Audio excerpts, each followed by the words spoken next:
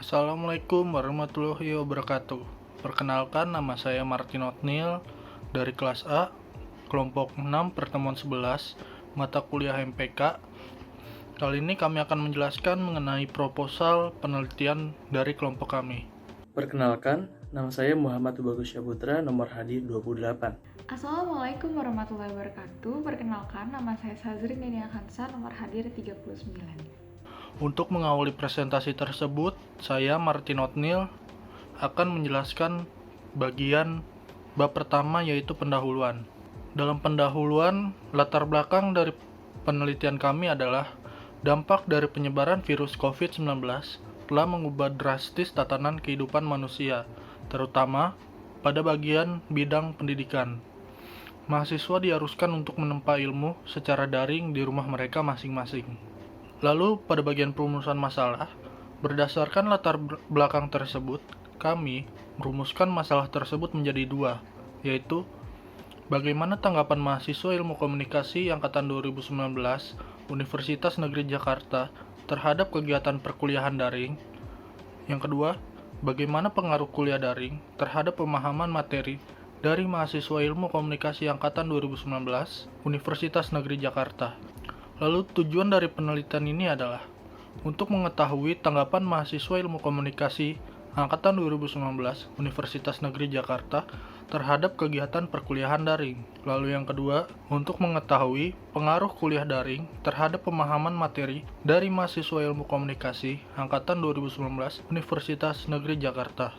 Manfaat penelitian ini dibagi menjadi dua. Yang pertama, dalam penelitian ini, kami sebagai peneliti berharap hasil yang diperoleh mampu menjadi bentuk sumbangsih terhadap bidang ilmu pengetahuan, terutama pada disiplin ilmu komunikasi. Lalu yang kedua, peneliti berharap penelitian ini mampu menjadi bahan evaluasi terhadap kegiatan perkuliahan daring. Materi selanjutnya akan dibahas oleh teman saya. Bab 2, landasan teori. Yang pertama itu konsep. Setiap penelitian memerlukan landasan berpikir dalam memecahkan sebuah masalah. Konsep pada penelitian ini yaitu perkuliahan daring memanfaatkan teknologi telekomunikasi dalam kegiatan pembelajaran. Yang kedua yaitu review literatur. Pada review literatur terdapat 10 penelitian terdahulu yang menggunakan konsep yang sama dengan penelitian ini. Persamaannya yaitu membahas tentang pembelajaran saat perkuliahan daring. Yang ketiga yaitu variabel X, yaitu perkuliahan daring. Perkuliahan daring merupakan proses pengajaran dan pembelajaran menggunakan platform elektronik seperti LAN, WAN, atau internet dalam menyampaikan materi pembelajaran, berinteraksi, dan juga bimbingan. Yang keempat yaitu pemahaman materi. Menurut Benjamin S. Bloom, pemahaman merupakan kemampuan seorang dalam memahami sesuatu setelah diketahui dan diingat. Mahasiswa diharuskan untuk memahami materi yang diajarkan. Yang kelima yaitu model penelitian. Penelitian ini menggunakan pendekatan kuantitatif dan menggunakan kuesioner untuk menyebarkan pernyataan yang akan dipilih oleh responden. Yang keenam, hipotesis teori. Mahasiswa tidak memahami materi saat perkuliahan daring dan tidak nyaman dalam melakukan perkuliahan daring. Selanjutnya saya akan menjelaskan tentang bab 3, metode penelitian. Yang pertama, paradigma penelitian. Penelitian ini menggunakan paradigma positivisme karena sesuai dengan judul, peneliti ingin mengetahui pengaruh yang terjadi terhadap satu peristiwa dengan peristiwa lainnya. Yang kedua, ada pendekatan penelitian. Penelitian ini menggunakan pendekatan kuantitatif, yaitu di mana menjelaskan suatu permasalahan dalam penjelasan antara dua objek dan menekankan analisisnya pada data angka atau numerical yang diolah dengan metode statistiska. Selanjutnya adalah populasi, sampel, dan teknik penarikan sampel. Populasi dalam penelitian ini adalah mahasiswa Prodi Ilmu Komunikasi Angkatan 2019 di Universitas Negeri Jakarta yang berjumlah 82 orang. Sedangkan sampel yang diambil berdasarkan rumus Lovin sebanyak 68 orang. Peneliti menggunakan rumus Lovin karena peneliti menggunakan teknik penarikan sampling probability dengan jenis sampel random sampling karena setiap orang di dalam populasi memiliki kesempatan untuk dipilih sebagai sampel penelitian. Selanjutnya adalah ukuran sampel. Pada penelitian ini, ukuran sampel suatu populasi dapat dihitung menggunakan rumus Lovin sebagai berikut. N kecil atau jumlah sampel sama dengan N besar atau jumlah seluruh populasi per 1 plus dalam kurung N besar jumlah seluruh populasi dikali E kecil kuadrat atau toleransi error kuadrat. Setelah dianalisis, didapatkan hasil terdapat 68 orang atau sampel. Selanjutnya ada hipotesis riset. Hipotesis riset dalam penelitian ini adalah HO tidak ada pengaruh antara perkuliahan daring dengan pemahaman materi perkuliahan, dan HA terdapat hubungan antara perkuliahan daring dengan pemahaman materi perkuliahan. Selanjutnya ada hipotesis statistik. Dalam penelitian ini didapatkan hasil hipotesis statistik yaitu H0 P lebih besar atau sama dengan 0 dan H1 P kurang dari 0. Jadi hasil dari H0 dan H1 itu ada karena adanya hubungan antara pemahaman materi dengan perkuliahan daring, yaitu mahasiswa kurang memahami materi. Selanjutnya adalah metode pengumpulan data. Pada penelitian ini, peneliti mencoba mengumpulkan data dengan melakukan survei, yaitu dengan menyebarkan kuesioner menggunakan media Google Form untuk mempermudah perolehan data dari mahasiswa ilmu komunikasi angkatan 2019 Universitas Negeri Jakarta. Dalam pengumpulan data ini, peneliti memberikan 10 jenis pertanyaan yang terdiri dari 5 pertanyaan untuk variabel X dan 5 pertanyaan lagi untuk variabel Y. Selanjutnya, saya akan membahas mengenai metode pengumpulan data. Yang pertama adalah validitas. Menurut Newman tahun 2014, validitas menunjukkan kejujuran. Ini mengacu pada mencocokkan konstruksi atau definisi konseptual dengan ukuran tertentu. Lalu, menurut buku Malhotra tahun 2010, pada uji validitas, apabila angka KMO lebih besar dari 0,5, maka data tersebut akan dikatakan valid. Namun, jika angka KMO lebih kecil dari 0,5, maka data tersebut dikatakan tidak valid.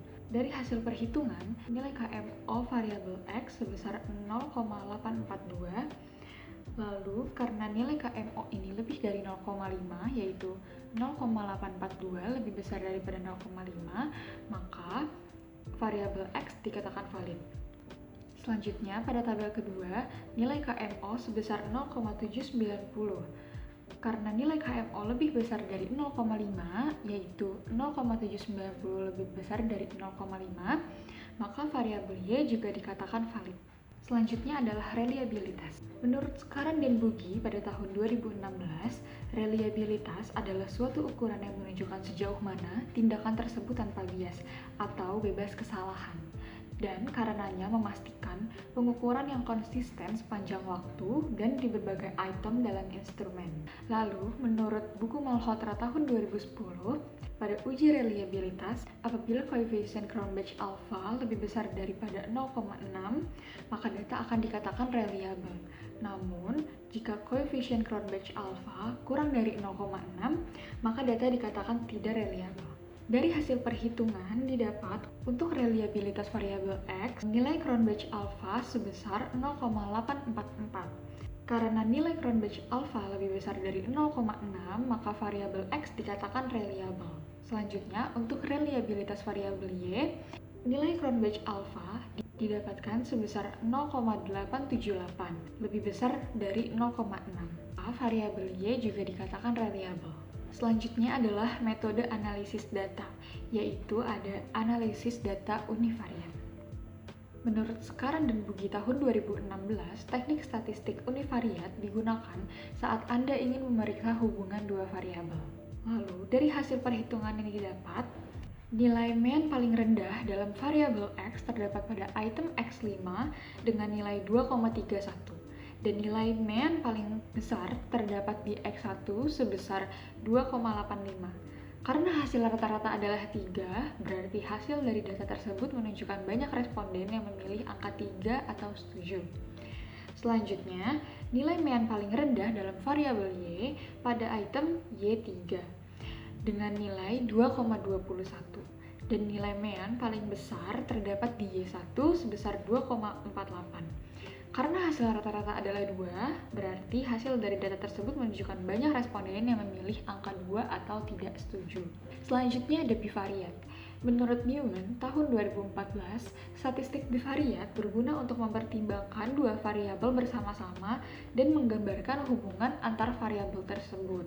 Lalu, dari hasil perhitungan analisis regresi linier sederhana, didapatkan bahwa besar nilai koefisien adalah Y sama dengan 3,358 plus 0,674X dengan bilangan konstanta A sebesar 3,358 dan koefisien regresinya sebesar 0,674. Dari sampel yang ditentukan diperoleh T-tabel sebesar 1,995. Karena nilai T hitung lebih besar dibandingkan T-tabel, yaitu 8,210 lebih besar dari 1,995 dengan nilai signifikansi sebesar 0,000 lebih kecil dari 0,05, maka HO ditolak dan HA diterima. Artinya bahwa terdapat pengaruh perkuliahan daring terhadap pemahaman materi perkuliahan oleh mahasiswa Ilmu Komunikasi Universitas Negeri Jakarta Angkatan 2019. Selanjutnya adalah keterbatasan dan kelemahan penelitian. Keterbatasan penelitian ini yang pertama adalah jumlah responden yang hanya 68 orang. Tentu masih sangat kurang untuk menggambarkan keadaan sebenarnya. Yang kedua adalah peneliti yang mengalami keterbatasan waktu untuk menyelesaikan penelitian ini. Yang ketiga adalah ilmu yang dimiliki oleh peneliti belum mencukupi. Selanjutnya ada kelemahan penelitian. Kelemahan penelitian ini adalah pada bagian literatur review, peneliti sulit menemukan persamaan di tiap jurnalnya. Selanjutnya ada definisi operasional. Yang pertama adalah variabel. Pada penelitian ini menggunakan variabel kuliah daring dan pemahaman materi perkuliahan. Yang kedua ada dimensi.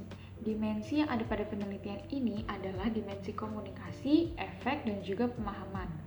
Yang ketiga ada indikator. Dimensi komunikasi memiliki indikator yaitu kuliah daring dilakukan secara benar.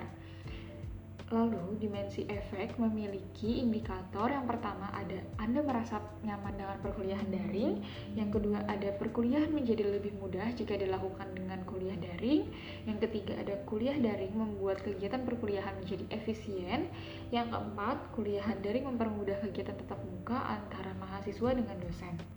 Selanjutnya ada skala, yaitu dalam penelitian ini menggunakan skala interval. Selanjutnya ada tabel operasionalisasi konsep. Dapat kita lihat pada tabel ada dua variabel, yaitu variabel kuliah daring dan juga variabel pemahaman materi. Lalu untuk dimensi variabel kuliah daring memiliki dua dimensi, yaitu dimensi komunikasi dan dimensi efek. Lalu dimensi untuk variabel pemahaman materi ada dimensi pemahaman. Selanjutnya skala yang digunakan adalah interval. Selanjutnya saya akan memaparkan bab 4 penutup. Yang pertama ada kesimpulan. Berdasarkan hasil analisis dan pembahasan yang dilakukan pada bab sebelumnya, maka dapat ditarik kesimpulan sebagai berikut. Yang pertama, bagi sebagian besar mahasiswa Prodi Ilmu Komunikasi Angkatan 2019 di Universitas Negeri Jakarta, setuju bahwa dengan melaksanakan kuliah daring, membuat mereka kurang memahami materi saat perkuliahan daring. Yang kedua, menurut hasil analisis, mahasiswa Prodi Ilmu Komunikasi Angkatan 2019 di Universitas Negeri Jakarta kurang nyaman dalam melakukan kuliah daring dan merasa kuliah daring tidak efisien. Yang ketiga, berdasarkan hasil analisis bivariat juga diketahui bahwa ada pengaruh perkuliahan daring terhadap pemahaman materi perkuliahan Yang ketiga, berdasarkan hasil analisis bivariat juga diketahui bahwa ada pengaruh perkuliahan daring terhadap pemahaman materi perkuliahan oleh mahasiswa Prodi Ilmu Komunikasi Angkatan 2019 di Universitas Negeri Jakarta. Selanjutnya ada saran. Di masa pandemik seperti ini, perkuliahan daring menjadi satu-satunya alat untuk melaksanakan perkuliahan. Dari hal tersebut, peneliti berharap semoga untuk perkuliahan daring sebaiknya dilakukan dengan menggunakan media sinkron seperti Zoom, Skype, dan juga Google Meet, agar mahasiswa lebih memahami materi. Walaupun pertemuan dengan media sinkron hanya 1 hingga 2 kali dalam sebulan, akan sangat membantu mahasiswa dalam memahami materi. Sekian dari kami. Wassalamualaikum warahmatullahi wabarakatuh.